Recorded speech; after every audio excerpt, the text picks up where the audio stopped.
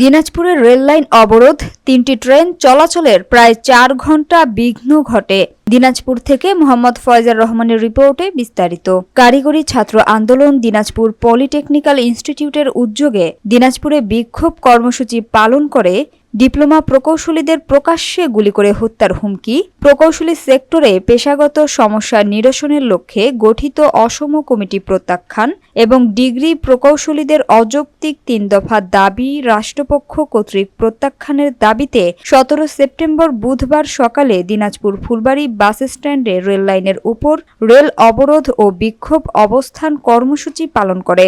এ কর্মসূচিতে বেসরকারি অন্যান্য পলিটেকনিক ইনস্টিটিউটের শিক্ষার্থীগণ অংশগ্রহণ করেন। আন্দোলন চলাকালীন সময় দিনাজপুর থেকে ৩টি দোলনচাপা ট্রেন, দ্রুতযান ট্রেন, বাংলাবান্দা ট্রেন এবং লালমনিরহাট থেকে বিরলগামী একটি ট্রেন সহ মোট ৪টি ট্রেনের যাতায়াতের বিঘ্ন ঘটে। ট্রেন প্রায় ৪ ঘণ্টা আটকে থাকার পর দুপুর ১:৩০টার সময় ছাত্রদের আন্দোলন সমাপ্তি করলে পুনরায় ট্রেন ও সড়ক পথের যানবাহন চলাচল শুরু হয়। আন্দোলন চলাকালীন সময় দুপুর ১২টার পর সেনাবাহিনী এবং আন্দোলনকারী ছাত্র নেতাদের সাথে আলাপচারিতার মাধ্যমে আন্দোলন সমাপ্তি করা হয়।